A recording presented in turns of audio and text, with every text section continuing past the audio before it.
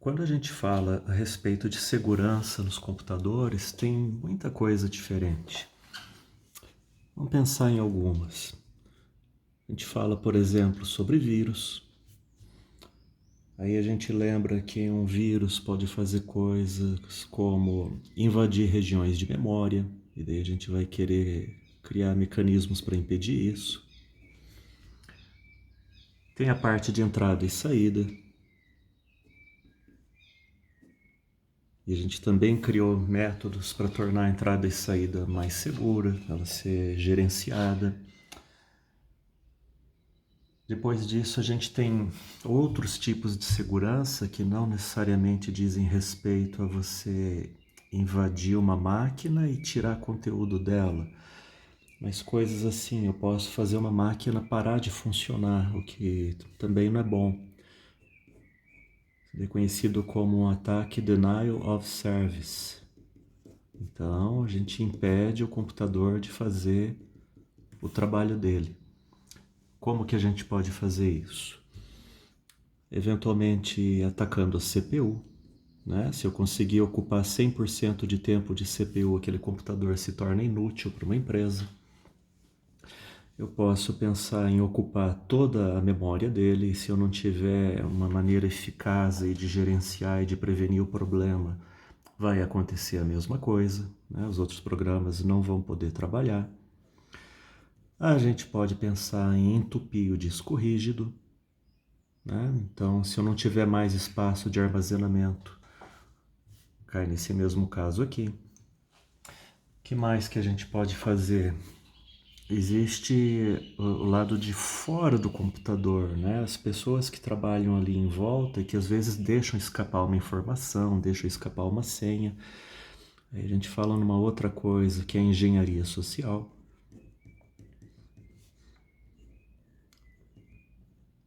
Que é um problema sério também, né? Se você tiver uma instalação grande com muitas pessoas e com dados aí que tem um certo valor. Nós temos também a parte de atualização do computador. Então vamos botar aqui update. Imagina que você está fazendo atualização, quer ver um caso? Por exemplo, um telefone Android, aí você vai atualizar e suponha que alguém consegue se colocar no meio do caminho entre o seu telefone e o servidor que vai fornecer o arquivo. Isso não é uma coisa impossível, né? Tem uma série de cuidados para que isso não ocorra. Mas vá lá, isso seria um baita de um problema. Inclusive, alguns anos atrás teve algo assim semelhante no caso do Linux Ubuntu, ou Ubuntu, como queiram. Houve um arquivo trocado lá no servidor. Então, quando as pessoas faziam download da instalação do sistema, ele já vinha com vírus dentro. Qualquer instalação de software é perigosa, né? Seja de software ou seja de coisas aí como um device driver, que às vezes pode vir de um terceiro, aí de um fabricante qualquer, módulos em geral do sistema operacional, né, que entram ali na história do update também. Poxa vida, tanta coisa que a gente pode pensar aí e a respeito das quais nós temos que nos preocupar para garantir que fique tudo em ordem, né? Então, a gente vai falar de segurança aqui no fim, mas segurança só de uma coisa, que é de sistema de arquivos. Apesar que quando a gente resolve esse sistema de arquivos aqui, resolve não, né? Quando a gente trata a segurança e oferece soluções de segurança aqui para sistema de arquivos, elas acabam irradiando para outros pontos aqui do sistema. À medida que a gente controla quem pode ou não pode usar um arquivo, escrever ou ler, a gente começa a impedir outros pontos aqui de acontecer, certo? Eu já não consigo instalar se eu não tenho uma opção de escrita, eu já não consigo não só acessar diretamente o periférico, né, mas acessar também o arquivo via SO. Não, eu não consigo ler dados que não me pertencem. Nessa área aqui de engenharia social, enfim, a gente está atrelado ao comportamento dos usuários e mecanismos de senha, mas está relacionado também. Enfim, vamos falar aqui de sistema de segurança, né, relacionado com arquivo só. E essas outras coisas aqui foram salpicadas ao longo do tempo das nossas outras conversas aí. Vamos começar então.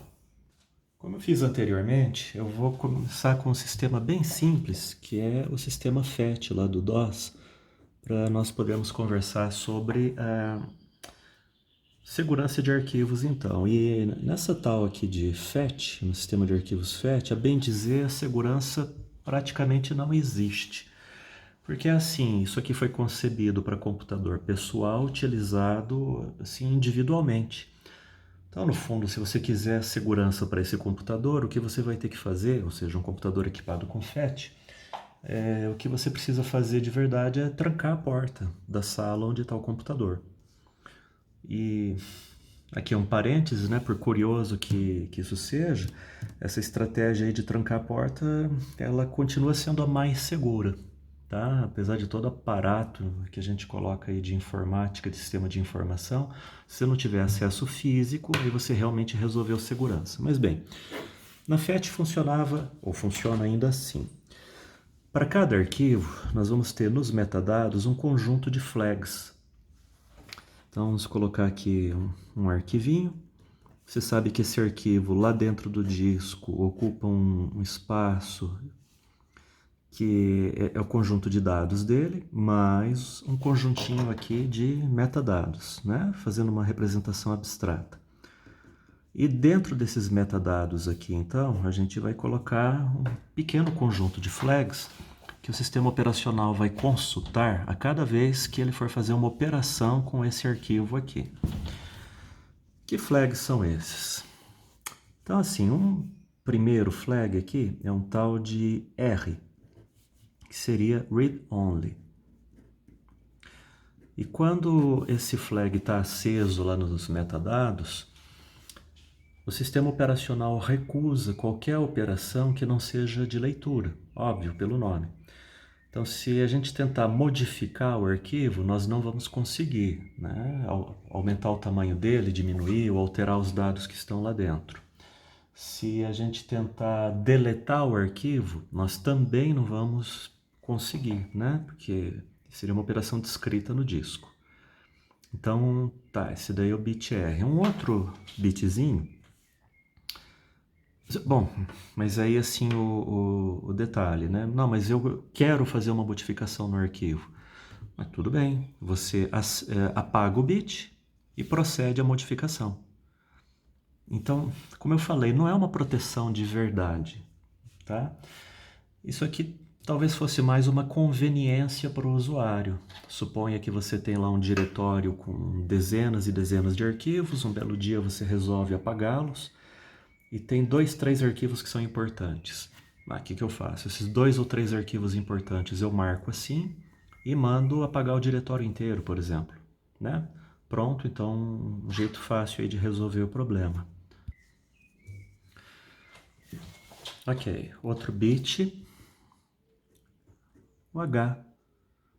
O H vem da palavra em inglês hide, né? Ou hidden. Então, é um arquivo que está escondido. Quando você olha para a pasta, ou seja, lá para o diretório, você não vê esse arquivo. Mas, outra vez, é um atributo que qualquer pessoa pode ir lá ligar ou desligar, né? Então, é meio que um escondido quase que de mentira. Não está tão bem escondido assim. Outra vez, pode ser muito mais um bit de conveniência para gerenciar um disco do que segurança de verdade, tá?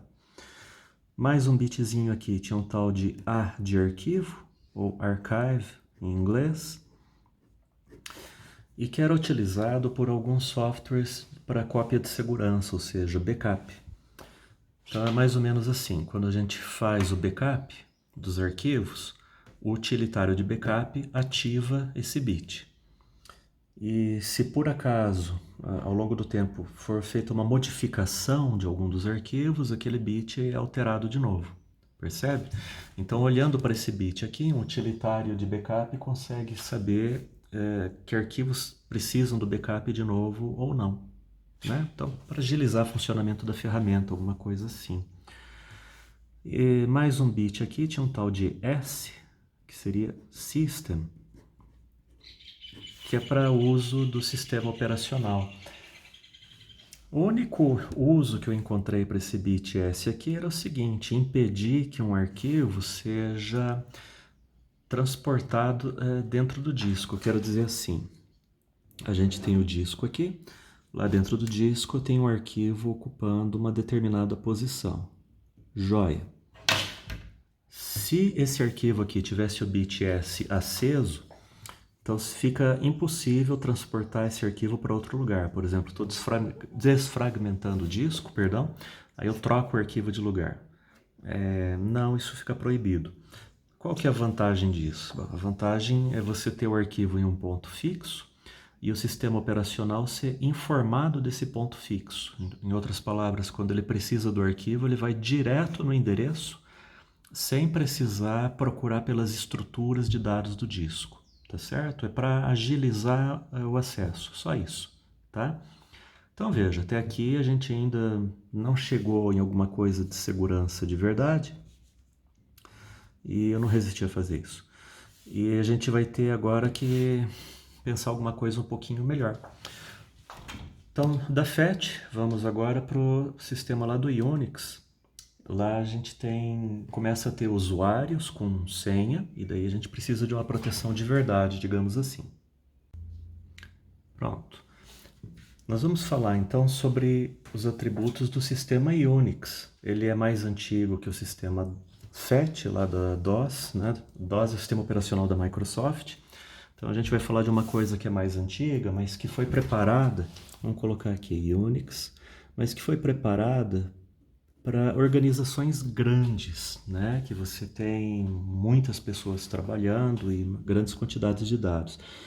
Eu vou falar em atributos Unix, vamos botar o nome aqui assim, atributos Unix, eu vou botar uma barra Linux porque, digamos assim, é um derivado, tá? As ideias foram trazidas para esse outro sistema operacional aí.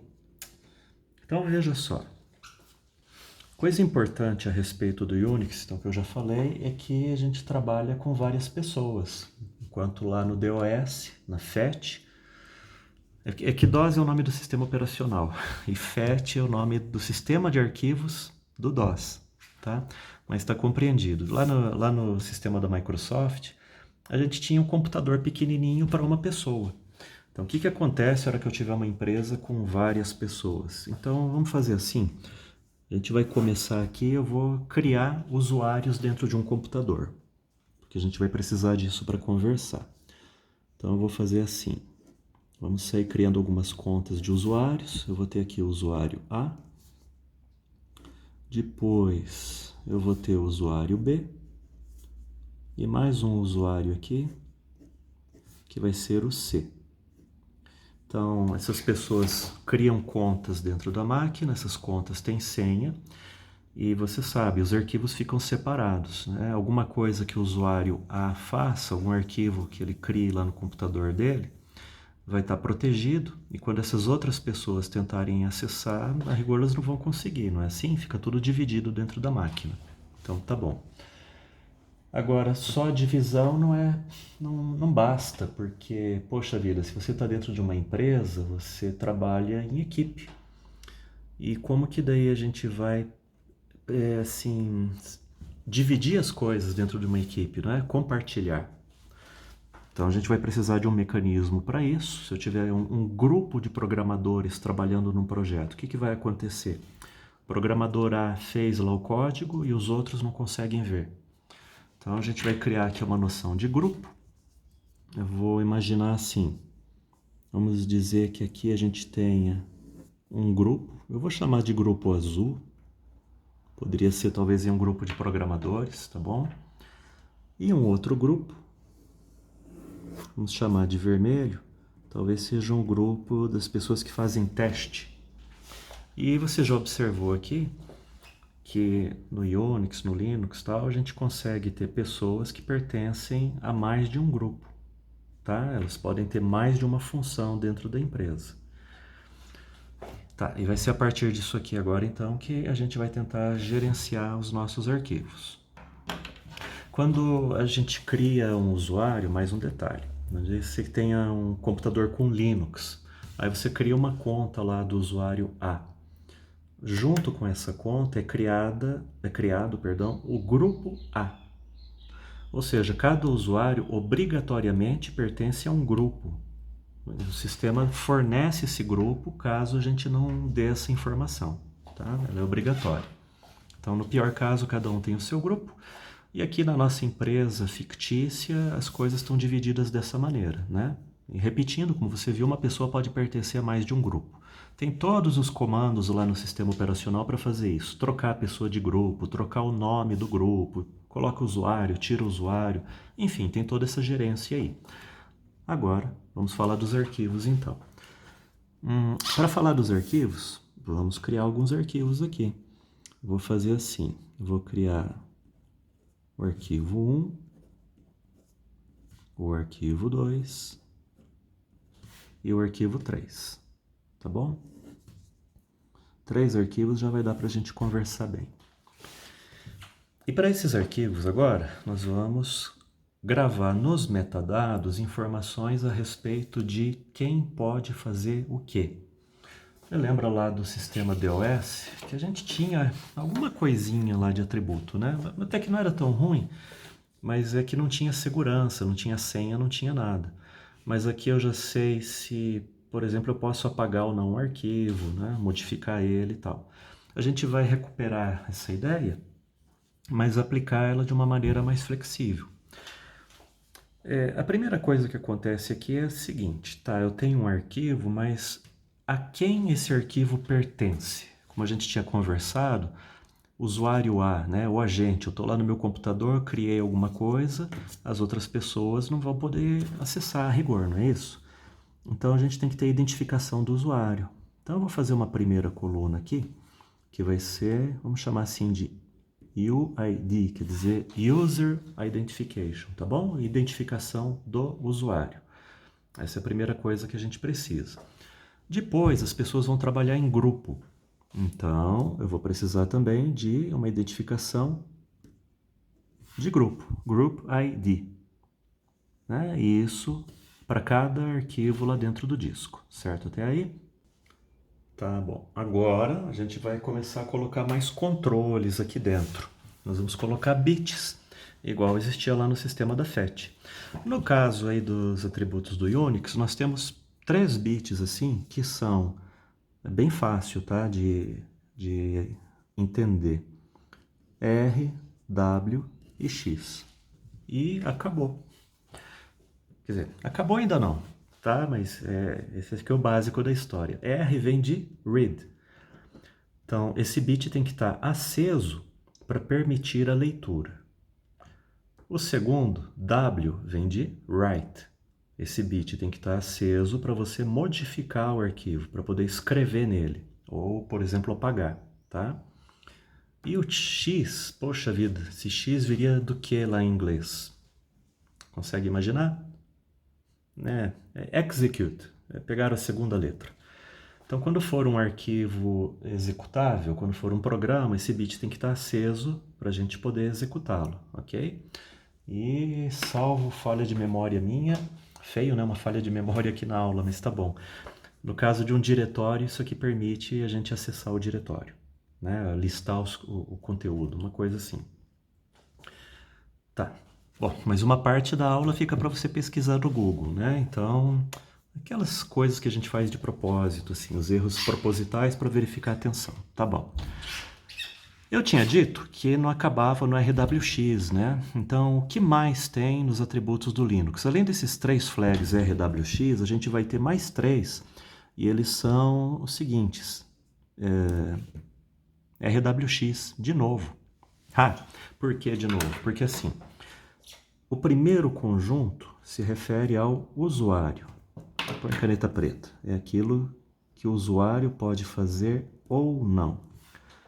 E o segundo grupo de atributos, segundo conjunto, se refere ao grupo, ao time, né? Então, se eu estou no time de programadores, o que esse time consegue fazer? Vai ser nesses 3 bits aqui que a gente vai registrar, tá legal? E sobrou um espaço aqui, nesse espaço a gente vai colocar mais alguns bits também. E eu vou botar esses bits aqui, então, que estão faltando, que são, pois é RWX. De novo, sim, de novo, porque assim, esses bits aqui se referem a outras pessoas. O primeiro grupo se refere ao dono do arquivo, ao proprietário. O segundo, um grupo de trabalho. E o terceiro, pessoas estranhas quaisquer, porque afinal de contas, talvez elas precisem de acesso também, tá? Gente que está fora do grupo. De repente, no nosso grupo de trabalho, nós fazemos um relatório técnico que tem que ser divulgado para a empresa inteira. Como é que a gente vai fazer para divulgar para a empresa inteira? Então, a gente tem esse conjunto aqui, que seria outros, né? Outras pessoas, vamos botar assim entre aspas. Já que eu estou colocando tudo em inglês, vai continuar assim, tá bem? Other. Feito? Joia. E agora eu vou fazer assim. Vamos preencher essa tabela aqui e vamos ver um exemplo prático desses atributos funcionando. Tá? O exemplo prático é interessante que você sempre vai conseguir lembrar depois, vai ficar fácil. Tenho 3 arquivos aqui, então vou mudar um arquivo para cada um desses usuários nossos. Então, um arquivo vai ser lá para o usuário A, o arquivo 2 pertence ao usuário B e o arquivo 3 pertence ao usuário C. Aí vamos pensar em grupos. O arquivo 1 vai poder ser usado por gente de qual grupo, né? Então vamos dizer que seja o grupo azul, tá bom?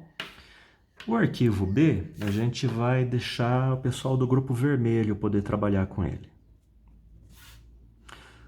E o arquivo número 3, perdão, aqui era o 2, o arquivo número 3 a gente vai também dar para o pessoal lá do azul.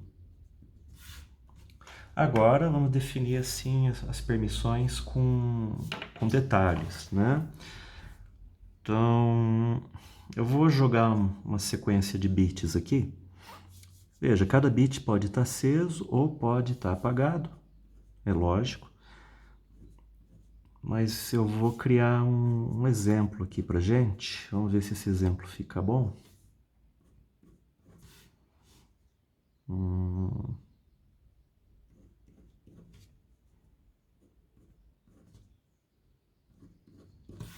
Vou lá. E vamos tentar usar. Imagina que o nosso usuário C tenta usar cada um desses arquivos aqui. Então, vamos colocar o usuário C aqui do lado. Joia? Esse aqui é o usuário que está empregando a máquina nesse momento. E esse usuário quer acessar essas informações. O que vai acontecer com ele em cada caso? A gente vai analisar, presta bastante atenção. A regra para aplicar esses atributos é bastante fácil. A gente vai lendo os atributos da esquerda para a direita e aplica o primeiro atributo que funcionar. Veja os exemplos que vai ficar fácil. O usuário C tentou utilizar o arquivo número 1. O que o Linux, o que o Unix vai fazer nessa hora? Tá, usuário C, vamos ver aqui. É o usuário A? Não, não é não. Poxa, que pena. Mas e o grupo? Será que o usuário está no grupo certo? Bom, o usuário C, estou vendo aqui que é do grupo vermelho, né? Bom, então, também não é desse grupo. Então, o que vai acontecer? Eu não posso aplicar as regras de usuário, não posso aplicar as regras de grupo, sobrou para mim outros, né? Então, nesse caso aqui, a única coisa que o usuário C pode fazer com o arquivo número 1, que sobrou para a gente, é esse bitzinho aceso. Se for um arquivo executável, ele pode rodar esse arquivo. Não vai poder escrever por cima, não vai poder copiar esse arquivo, não vai poder fazer mais nada aí, tá bom? Segundo exemplo, né? Segunda linha. O usuário C vai tentar mexer com o arquivo número 2. Tá. Esse arquivo pertence ao usuário C? Não, não pertence não. Então já não posso usar a primeira coluna. Esse arquivo está em um grupo que o usuário C faz parte? Ah, tá sim. O usuário C faz parte do grupo vermelho. Pô, que legal. Então eu já posso aplicar as permissões para ele. Quais são as permissões? São as permissões do grupo, porque ele está no grupo vermelho. Então ele pode escrever nesse arquivo aí. Tá? Então deu certo que ele pertencia ao grupo vermelho. Último caso agora, última linha, o arquivo número 3. O usuário C vai tentar usar o arquivo número 3. Tá. A quem que esse arquivo pertence? Nossa, o arquivo pertence ao próprio usuário. Tá, então eu não preciso ir mais longe. Eu vou aplicar as permissões do próprio usuário porque, né, é o caso. Joia. E o que ele vai poder fazer? Ele não vai poder fazer nada. Mas André, ele é dono do arquivo.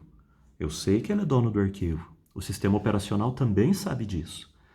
Então, usuário C, proprietário C, os atributos de proprietário. Né? Sinto muito, tá tudo apagado aqui. Tá bom?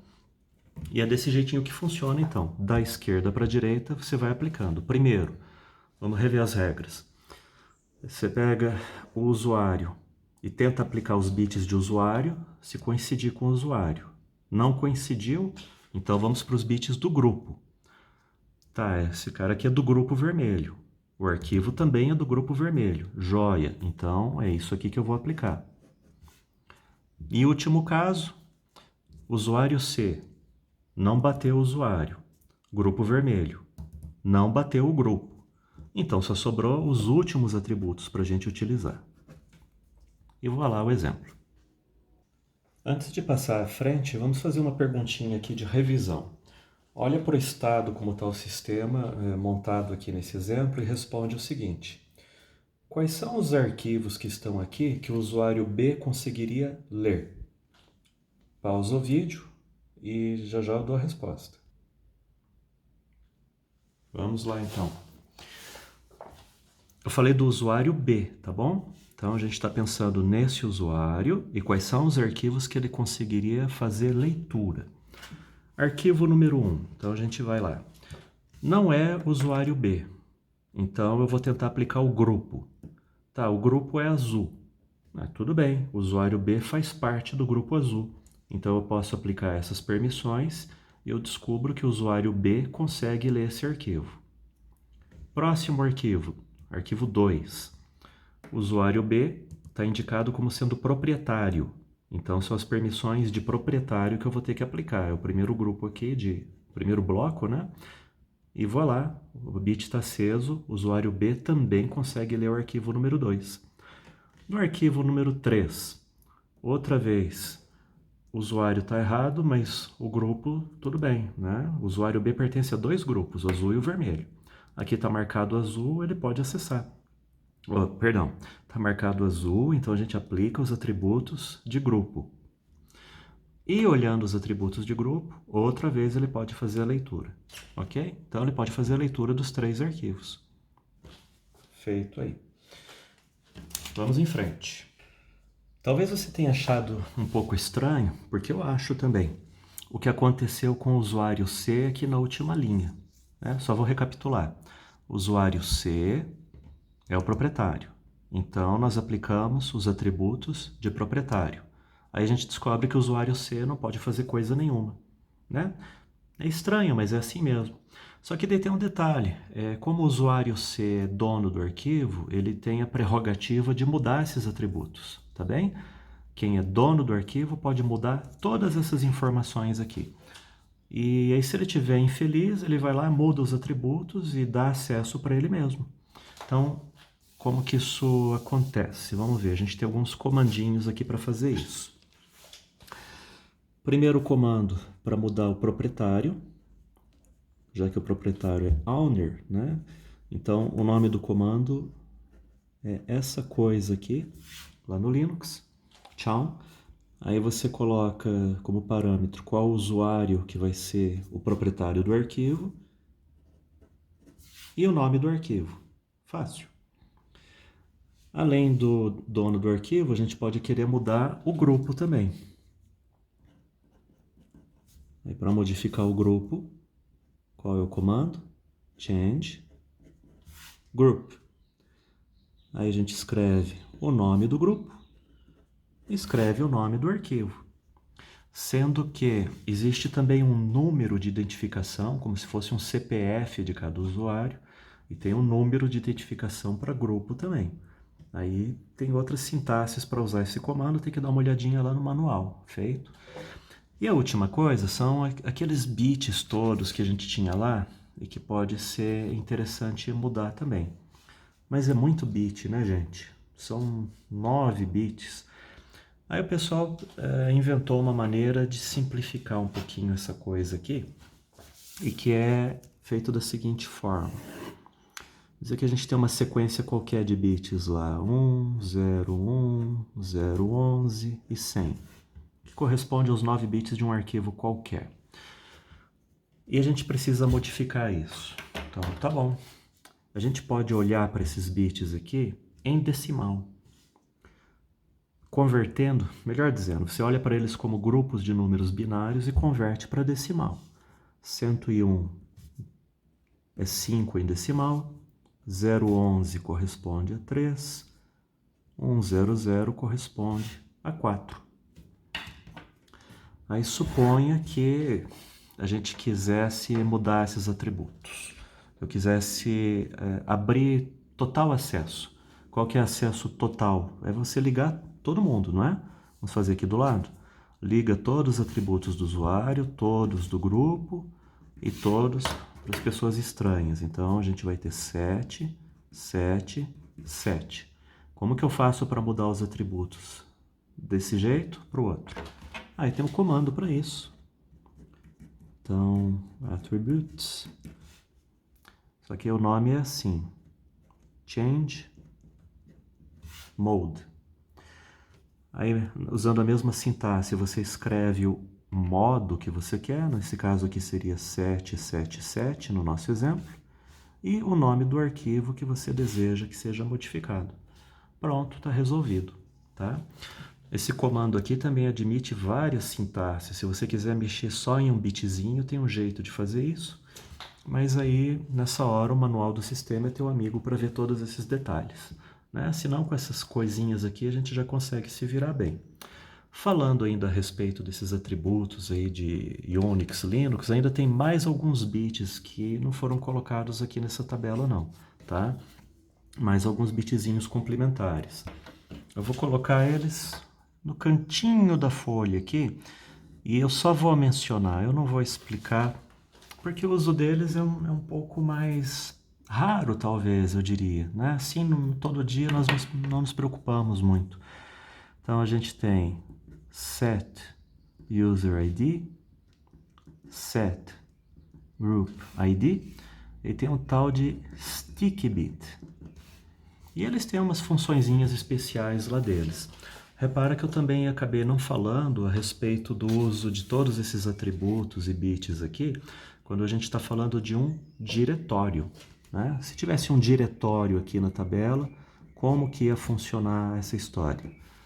Também não vou falar, tá? Isso daí fica sendo homework, tarefa de casa, se você tiver curiosidade de, tá bem?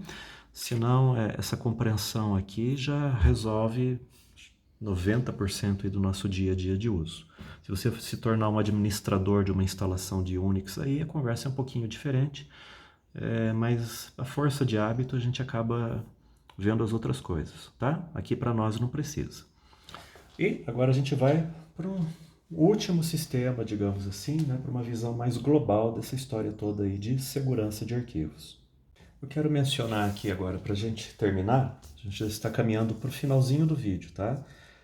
2 probleminhas que aconteceram com sistemas de segurança que a gente estava comentando aí.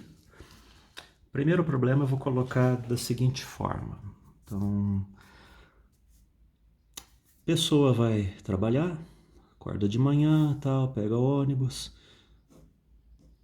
vai lá para a empresa, né, trabalha o dia todo lá no prédio, faz o que tem que fazer. E depois à tarde, na hora de ir embora para casa, então essa pessoa sai de lá e leva junto com ela uma caneta, ok? Mais ou menos desenhada aqui uma caneta. Tá, a caneta é da empresa, né? Tá certo isso? Não, não tá, mas se a gente pensa, a caneta é um ato falho, uma coisa assim, não vamos brigar. Aí varia de cultura a cultura, né? Tem lugares que levam isso assim um pouquinho mais a sério. Então, por exemplo, a gente tem assim historinhas de europeu em relação ao uso de livro em PDF que não combinam com aquilo que o pessoal latino faz, né? Que é bem mais assim liberal a respeito, né? Mas tá bom, essa é uma outra conversa, a gente não vai entrar nesse mérito aqui. O nosso assunto é segurança de informação, mas isso tem a ver. No outro dia, a pessoa vai lá na empresa e, pô, eu gostei daquela caneta.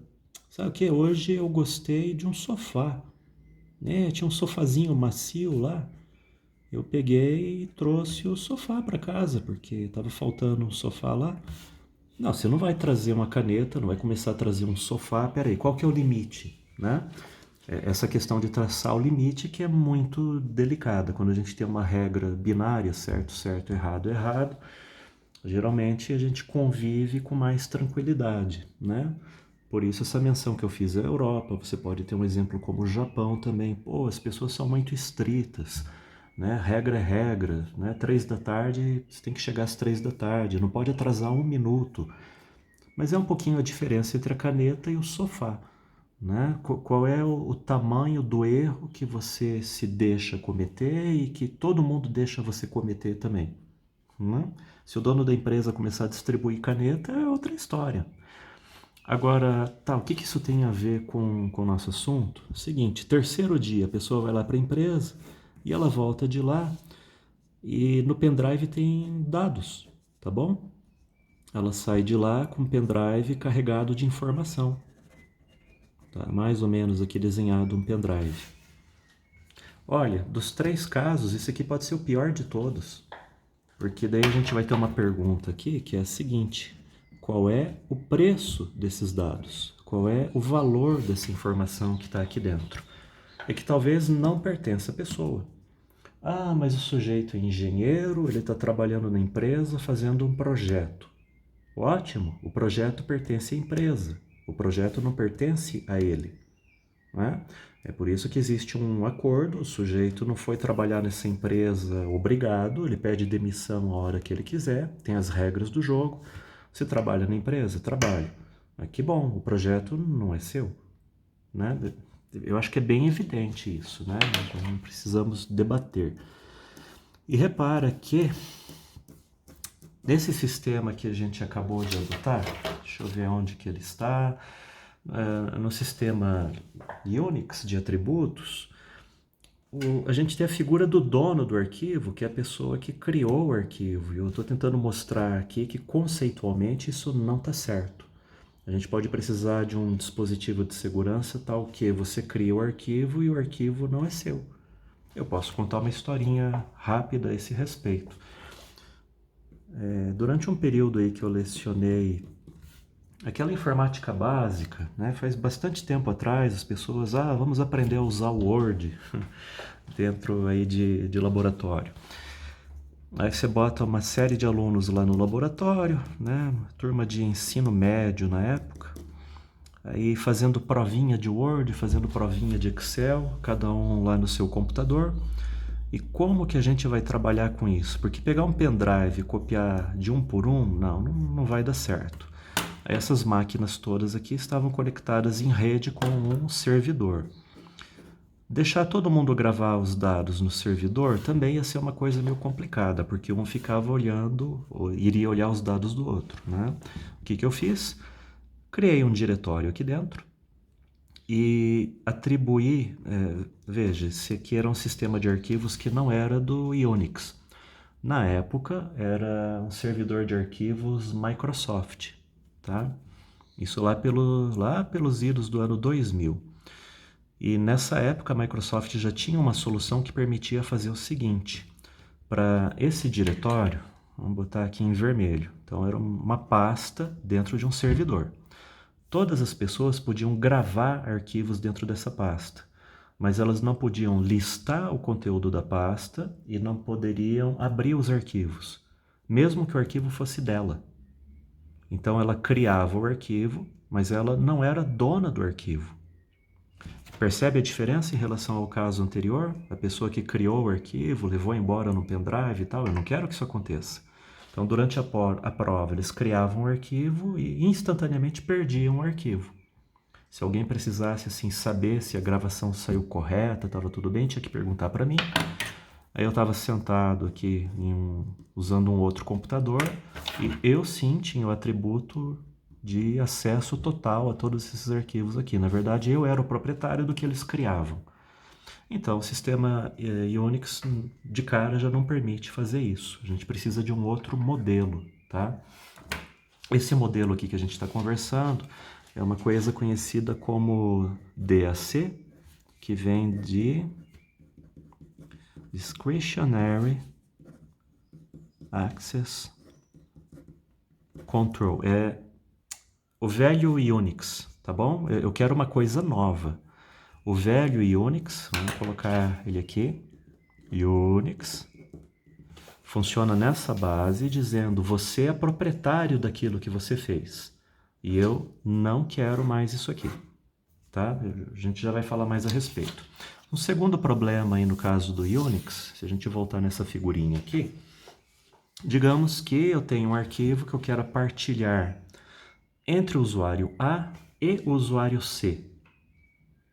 Poxa vida, e agora? Eles estão em conjuntos disjuntos, né?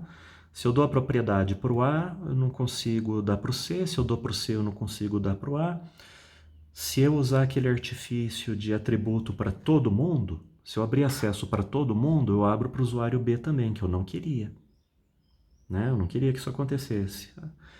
Poxa, aí como é que a gente faz? Eu poderia criar um outro grupo, né? A gente tem que fazer uma ginástica, criar um outro grupo específico aqui, só para o caso desse usuário.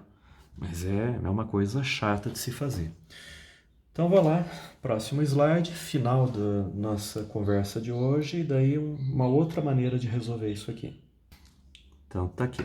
Nosso sistema anterior, o modelo de segurança era o tal do DAC, vamos repetir o nome.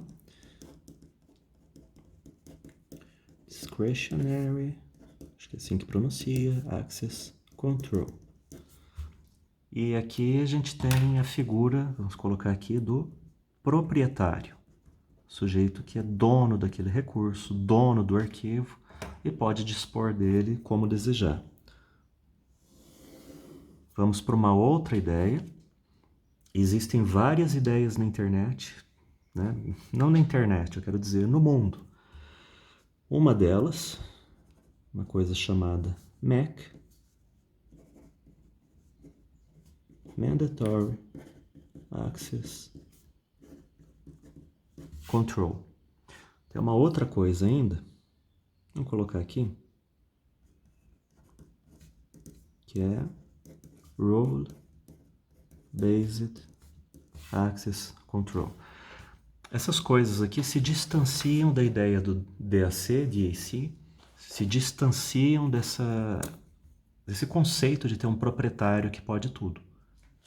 Então, naquele exemplo que eu havia dado, em que as pessoas criaram os arquivos e elas não são donas dele, então a gente não tem mais o DAC e passa para um sistema, no caso lá o Active Directory da Microsoft, na época, que já implementava algo em torno desses modelos aqui.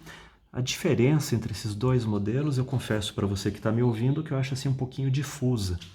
Eu teria uma tendência a achar que o MAC é uma coisa mais genérica do que o RBAC. Mas tudo bem. Vamos pensar em implementação agora. tá? Deixar de lado um pouquinho essa briga conceitual, tá fora do escopo do que eu quero conversar aqui. Vamos implementar uma outra coisa, e vai ser bem fácil, a gente vai resolver aqui. Tudo começa com um arquivo. Eu tinha um arquivo lá, gravei ele no meu computador, e eu preciso controlar o acesso desse arquivo em relação ao ambiente que é meio complexo. Tem várias pessoas, tem vários grupos, esses grupos trabalham em conjuntos diferentes, com necessidades de acesso variadas a cada dia. E usar aquelas tabelinhas de acesso lá do Linux, isso aqui não está mais dando certo para mim. Eu preciso de algo ainda mais flexível. Por exemplo, volta a figurinha. Eu quero que o usuário A possa escrever o arquivo, eu quero que o usuário B só possa ler, o usuário C, de repente, talvez fosse capaz de modificar o nome do arquivo. Usuários do grupo verde seriam capazes de imprimir. Usuários que pertencem ao verde e ao amarelo ao mesmo tempo seriam capazes de fazer alguma outra coisa, tá? Então imagina muitas possibilidades diferentes. Uma tabela começa a não resolver mais, então a gente pode fazer assim. Pega aqui no cantinho e vamos fazer isso aqui.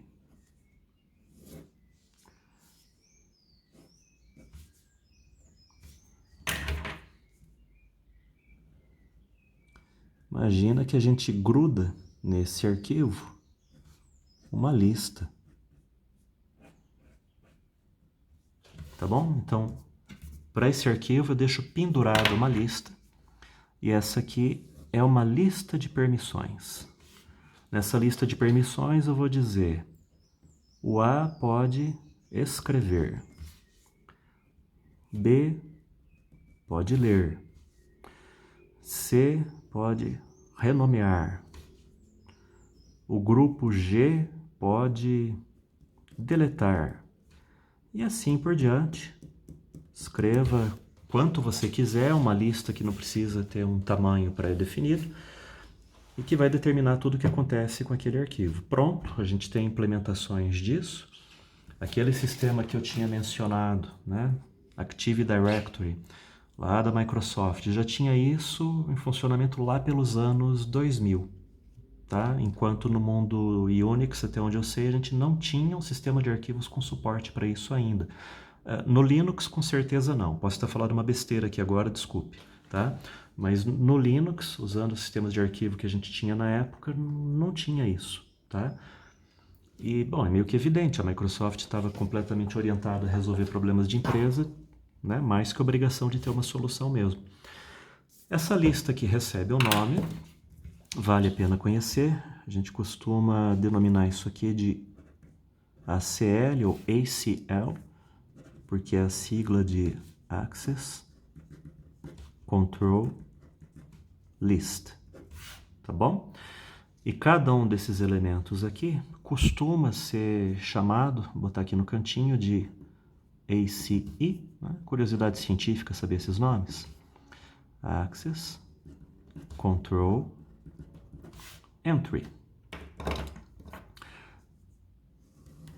E aí pronto, a gente precisa então de um sistema de arquivos que suporte isso aqui. Lá dentro dos metadados a gente deve ter alguma maneira de grudar essa etiqueta para fazer o controle do sistema, tá? O que mais? Nós temos mais duas coisinhas aqui para dizer. Primeira coisa, que esse sistema aqui pode se expandir para controlar a máquina inteira e não apenas arquivos. Veja, você deve lembrar que lá no Unix um arquivo pode representar qualquer coisa. Esse daí já é um caminho de solução. Eu posso pendurar etiquetas desse tipo aqui em periféricos e controlar o acesso a periféricos. Veja que interessante. Mas a gente pode ir mais longe para controlar funções do sistema em geral.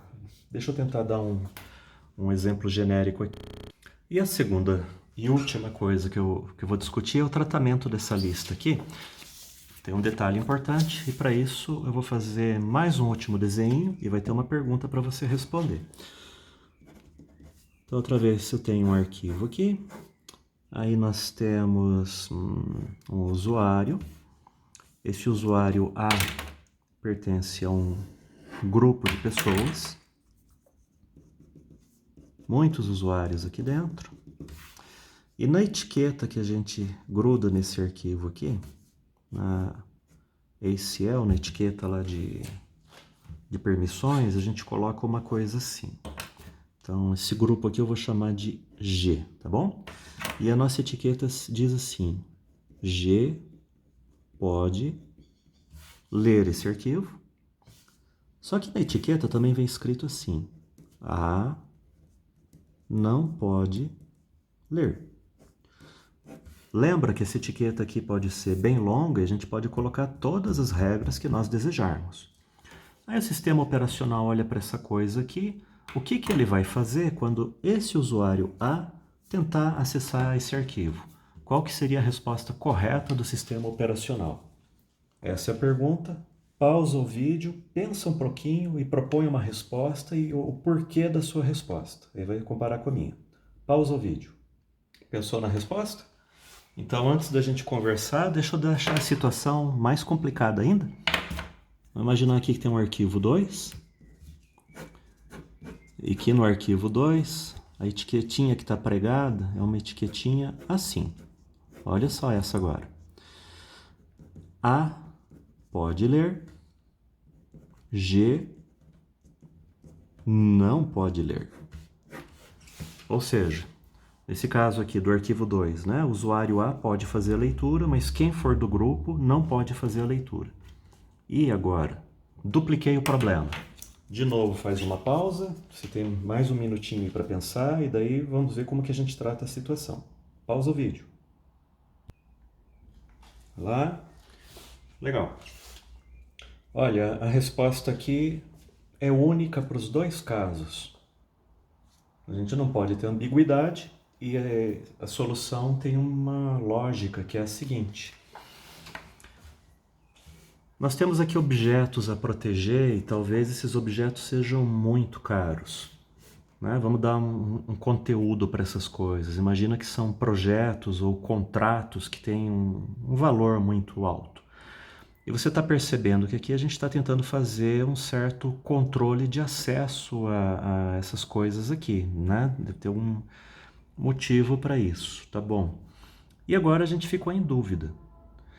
Coloque-se no lugar de uma pessoa que está na frente de um cofre, você é responsável pelo cofre e você recebeu essas regrinhas aqui a respeito de quem pode ter acesso ou não. E nos dois casos a gente ficou em dúvida. A pergunta é, vou deixar acessar ou não vou deixar acessar? Poxa vida, você está protegendo o cofre, você é responsável ali por esse valor da empresa. O que você faria? Na dúvida. Olha, na dúvida, eu deixaria o cofre fechado, porque esse é um erro menos difícil de resolver. Você pode até deixar alguém chateado, mas depois a gente dá um jeitinho tal e não, tá aqui, você vai ter acesso à informação. Agora, se você liberar a informação, não existe volta mais. Aquela informação foi perdida, a informação foi revelada, isso não devia ter acontecido. Então, moral da história, sistemas que utilizam ACL, quando se vê em face a uma situação ambígua como essa aqui, não permitem o acesso, tá? Fechando aqui a historinha, a gente tem então o Active Directory como um exemplo de implementação. Depois, lá no Linux, a gente precisa de um sistema de arquivo e de uma distribuição, digamos assim, Linux que tenha suporte, né? Se não me engano, a gente precisa de um Extended 4. Se você usar um sistema de arquivos de uma versão menor, você não vai ter esse recurso. Mas, e daí você tem que ter uma coisa assim, ou um negócio chamado AppArmor, ou um negócio chamado SE Linux. Esse SE vem de Security Enhanced, né? Quer dizer, proteção aumentada. Do que eu conheço, o AppArmor é mais fácil de usar, a gente apanharia menos para entender a funcionalidade do sistema, configurar o computador, etc. Enquanto que o SE Linux, embora dê mais trabalho, parece que é um sistema mais robusto, né? Então, se tiver certa essa informação e a gente fosse implementar isso em um banco, por exemplo, se tiver certa informação, o SE Linux seria melhor que a IPP-Arma. Mas daqui para frente você vai ter que dar uma pesquisadinha na internet se você quiser se aprofundar, né? Isso aqui eram só exemplos. E voilà, encerramos o nosso vídeo aqui.